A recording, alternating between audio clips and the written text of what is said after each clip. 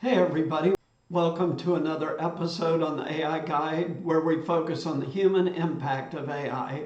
And today we're going to talk very much about that. So there is a very large accounting and consulting firm called PricewaterhouseCoopers that goes by PwC. So this firm does auditing of financial reports for the biggest corporations in not only the US and the world, but they also have a consulting arm that advises these companies on strategic matters like buying a business, selling a business, entering a new business that's complementary to what they're doing, etc. So Pricewaterhouse is basically a voice that is listened to very much by large corporations. And here's what they have to say about generative AI that will echo many of the themes that we've talked about here on the AI Guide. So PwC says, what would you do with an infinite workforce, which is the way that they're portraying generative AI.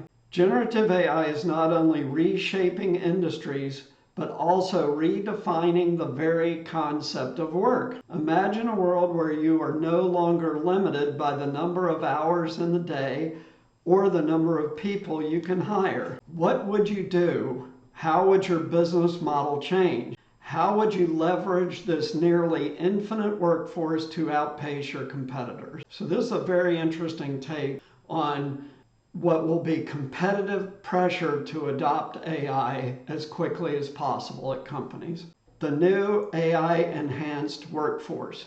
Generative AI, with its ability to create, analyze, and optimize, has the potential to become an infinitely scalable workforce. It can write code, design graphics, analyze data, and even compose music. It doesn't work under the same deadlines and limited working hours that humans do. So it can help us scale what we do in entirely new ways. The implications are profound. So this is basically advice that they're giving to corporations.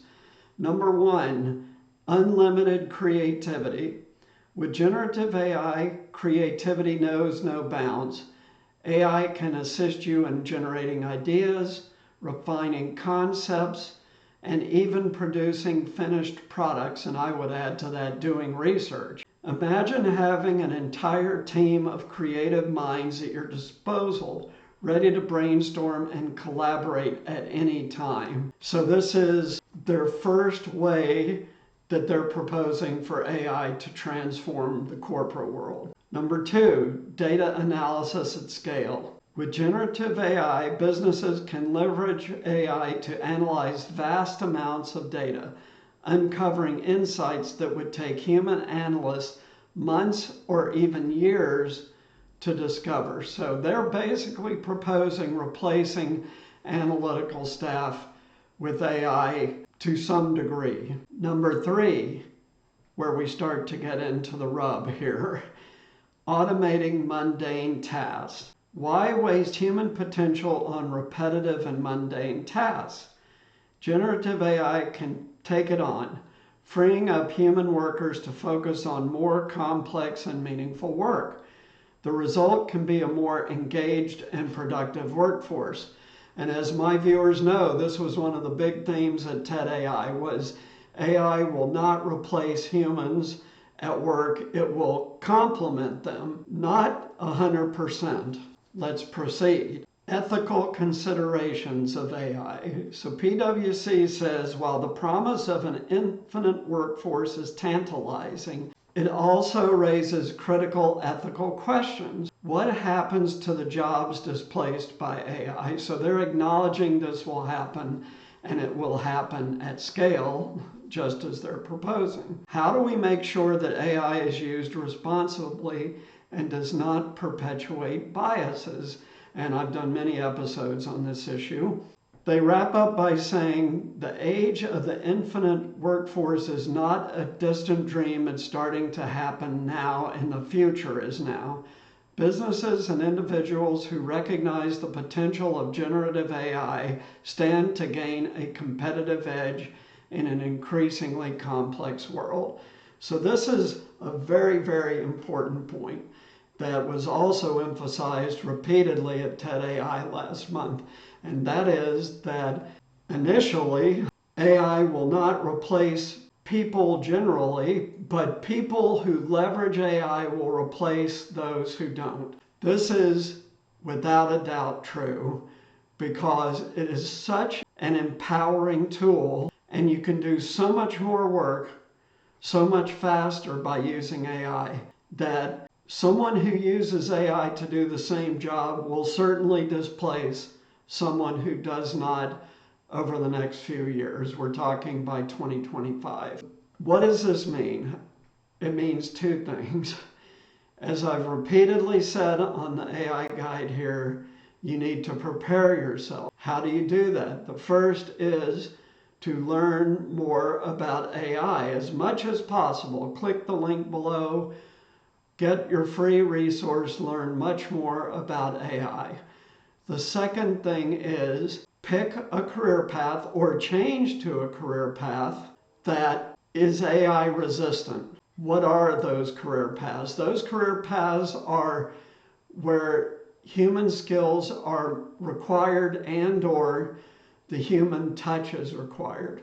The examples I give a lot are nursing, home health care, hairstylists, massage. There's a bunch of jobs, way more than I'm mentioning here, that require the human touch. There are also jobs that will continue to require humans even though they may be partially automated. A great example of that is surgery. AI-driven robotics will not immediately replace all surgeons. It will gradually do that as robots come to do more and more procedures, but a surgeon is there to monitor and intervene if the robot makes a mistake. So that's a really important distinction. It will take quite some time for robotics to completely replace humans in surgery. The same is true with certain aspects of the practice of law. So in the field of practicing law,